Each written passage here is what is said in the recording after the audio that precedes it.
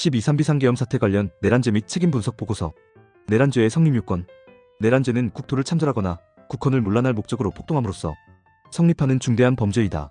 즉 행위자는 국헌문란, 국토참전의 목적을 가져야 하고 이를 위해 다수인이 결집하여 폭행협박 등을 행사하는 폭동이 있어야 한다. 형법 제87조는 범죄자의 역할에 따라 우두머리 수괴, 모해 참여자 중유의무자, 단순 참여자로 구분하여 처벌형을 달리 정하고 있다. 판례에 따르면 내란죄의 목적은 헌법법률적 조직을 위법하게 파괴하려는 것으로 엄격히 증명되어야 하지만 행위자가 이를 미필적으로나마 인식하고 있으면 충분하다. 또한 폭동은 다수인이 어느 정도 조직적으로 결합하여 폭행협박 행위를 하는 것을 말하고 폭동으로 인해 지역의 평온이 해할 정도에 이르면 그 시점에서 범죄는 기수에 달한다.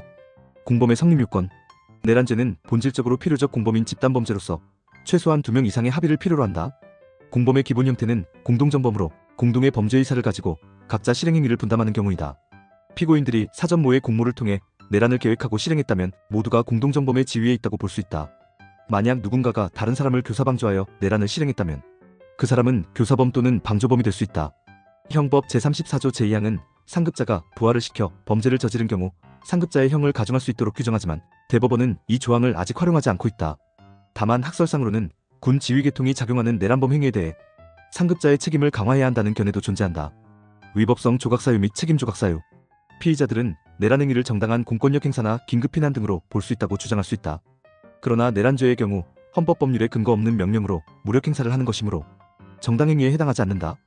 긴급피난이나 정당방위도 즉각적 위해가 없으면 적용될 수 없고 헌법상의 비상조치권 또한 국회 예산 절차 등 엄격한 요건을 요구하므로 이 사건에서 인정되기 어렵다. 만약 피의자들이 자신의 행위가 법령상 죄가 되지 않는다고 잘못 믿었다는 논리를 펴면 이는 형법 제16조의 법률착오에 해당한다. 제16조는 그러한 오인의 정당한 이유가 있을 때만 면책된다고 규정한다. 여기서 정당한 이유란 합리적이고 객관적으로 타당한 사유를 뜻한다. 고위공직자들은 헌법과 법률에 밝아야 하므로 비상계엄권 범위 등에 관해 정당한 이유 있는 법률착오를 주장하기 어려울 것이다. 이외에도 피의자들이 미성년 심신미약, 구급 등 책임조각 사유를 내세울 여지도 없다. 결국 이 사건에서는 위법행위를 정당화하거나 책임을 면제할 수 있는 특별한 조각 사유가 인정되기 힘들다. 위법성 인식의 요건과 고의와의 관계. 일반적인 고의범 성립 요건은 범죄의 객관적 사실뿐 아니라 행위자가 그 사실에 대한 인식을 가지고 있었다는 점이다. 그러나 위법성 그 자체의 인식행위가 위법하다는 인식이 고의의 구성 요소인지에 대해서는 논란이 있다. 과거에는 인지설이 제기되어 위법하다는 규범적 인식을 고의의 필요 요소로 보기도 했으나 현대 형법 학설과 판례는 이를 인정하지 않는 경향이다. 즉 행위시 위법인지 여부는 고의 성립의 요건이라기보다 독자적인 책임 문제로 보는 책임설이 다수설이다. 대법원도 위법성 인식이 없었다는 이유만으로 곧바로 고의를 부정하지는 않고 오히려 그 오인에 정당한 이유가 있는지 검토한다.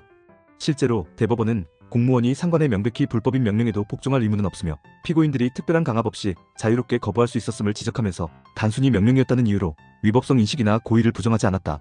요컨대 피의자들이 자신들의 행위가 위법하다고 몰랐다는 주장은 법률착오의 정당성 판단으로 귀결될 뿐 적정한 이유가 인정되지 않으면 여전히 고의범으로 평가된다. 공무원 및 국무위원의 직무상 책임. 국무위원 등 고위공직자는 헌법 수호를 임무로 하는 자리이므로 범죄 행위에 대해서 더욱 엄중한 책임이 부과된다. 현실적으로도 특정범죄가중처벌법은 국무위원급 이상 공직자가 직무 관련 범죄를 범할 경우 일반 형량보다 훨씬 가중된 형벌, 사형 무기징역 또는 5년 이상 징역을 규정하고 있다.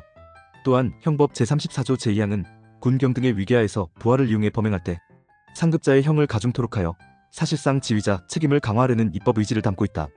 판례는 이 조항을 적용하지 않았으나 학계에서도 상급자에 대한 형사책임 강화 필요성이 논의된다. 특히 피의자들은 공무원으로서 불법 명령 거부 의무가 있음에도 이를 거부하지 않았고 직무권한 범위를 벗어난 조치를 취했으므로 그 지위가 오히려 책임을 경감시켜주지 않는다. 오히려 헌법적 책무를 저버리고 국민 신임을 저버린 행위로서 비난 가능성이 크다. 결론. 종합하면 12.3 비상계엄 사태와 관련된 내란죄 혐의는 구성요건과 고의가 충족된 경우 형법상 성립할 수밖에 없는 중대범죄이며 피의자들이 제기하는 위법성 인식부재 주장은 법률착오의 정당성 여부로 귀결될 뿐 책임을 면제하지 않는다. 위법성 조각사유나 책임 조각사유가 적용될 여지도 크지 않고 오히려 고위공직자로서의 역할에 비추어 엄중히 책임을 물어야 할 것이다. 결론적으로 피의자들이 내세우는 위법성 인식, 부재 주장은 대한민국 형법 이론과 판례에 비추어 받아들여지기 어렵다. 당신의 생각을 댓글로 남겨주세요. 영상이 도움되셨다면 구독과 좋아요,